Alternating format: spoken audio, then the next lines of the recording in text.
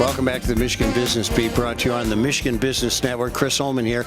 We are at the Atheneum Hotel for the Dome IQ event put on by Chuck Perricone, who put this whole thing together. We're going to find out more about what that's about, but right now we're going to meet Donni Steele. Donni is a rep for the 54th District, as a matter of fact. Tell everybody where that is. Thanks for having me here today. I am currently a resident in Orion Township. It's part of Orion, half of Auburn Hills, a little bit of Oakland Township, Bloomfield Hills, and a portion of Bloomfield Township. So currently, does that mean you have like a trailer and you pull into the district you want to run? It's a long, narrow strip. And so, yeah. There you go. Okay. Well, listen, give me a little bit of your background, because nobody is always in politics. What did you do?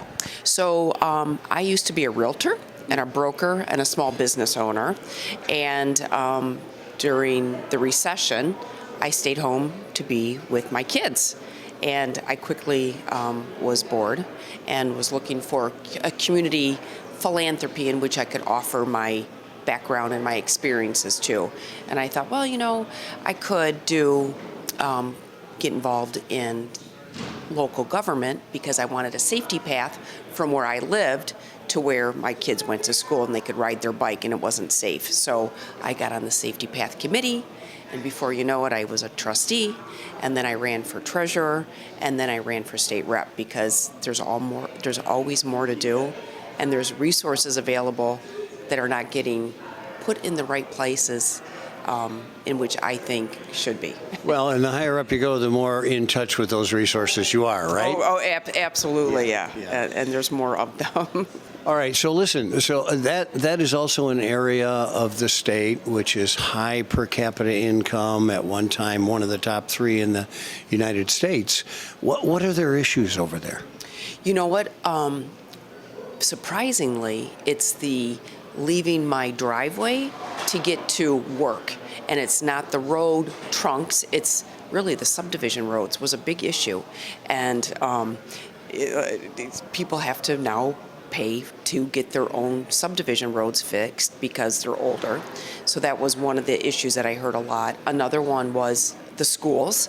And, I represent 7 school districts, and some of them are declining, and people believe that they moved to those areas because of the school districts, and they're not producing the results in which that they had expectations for them to produce. So that was a huge, I'm knocking on the doors. So that is a really interesting topic, and I can see where there it was an issue, because you've got probably Bloomfield Hills, some of those schools which were very highly rated at one time, and still are, actually. It's kind of interesting, a statistic I read lately, 75% of a kid's education happens at home. And so it's a lot of times how you send that kid to school and the attitude, etc. Interesting. I do believe that some of that is true. However, I think it's a collective process, and right now... Certainly collaborative. Yes, yeah. And I think that right now we're finding divisiveness in politics. Yeah. We're finding divisiveness between the parents versus the teachers, and the teachers versus the administrator. It's like, or the vice versa, or the school boards versus the administration.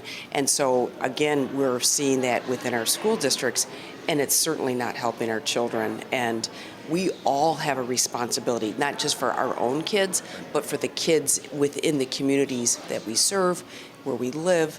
Everybody should get a good education for the resources that we have available for our students. No, you're absolutely right. And that's our future leadership, so we better pay attention to how we do with that. Agreed. And our communities, our community leaders, and our future teachers. And if we're not getting our teachers, our young kids taught right now, who's going to teach their kids in the future? You're absolutely right. All right, so let's talk about this, because one of the concepts of today is to kind of get around a little bit that partisanship piece and talk to each other. What are you coming away from this with? I really like how he has right now the segment that we're in right now is a legislative leaders only in the room, and that we're to talk candidly amongst each other of the ins and outs. And so it's not an R or a D, it's just leaders of the state of Michigan moving forward, and how does that look like? And I think that we need more often to remove the R and the D from how we do business. You know, Donni, it's kind of interesting because we've had from both parties interviews today, and it all kind of boils down to who do you represent and what are their values, because you may vote for something you don't necessarily believe in, but you know your constituency wants you voting that way. And I think you all have to be sensitive to that, too. Agreed. And they actually say this as one of the other things that they say at the door. It's like, you know, we're tired of the fighting. We want to see stuff done. We want every man is a man of action. People are tired of the words. And so I believe that our job is, no offense, I know that's what you do for a living, is lots of words. No. So, but I believe that people want to see more action and less talk. Well, Donni Steele, representative from District 54, thanks so much for taking time to join us. And thanks for being here. Thank you. I appreciate it. It's a great conference, and I look forward to recommending it to my future colleagues. Excellent, excellent. Good to have you here. You are watching the Michigan Business Beat on the Michigan Business Network. I'm Chris Holman, coming to you from the Atheneum Hotel, where we are here for the Dome IQ event. We'll be right back.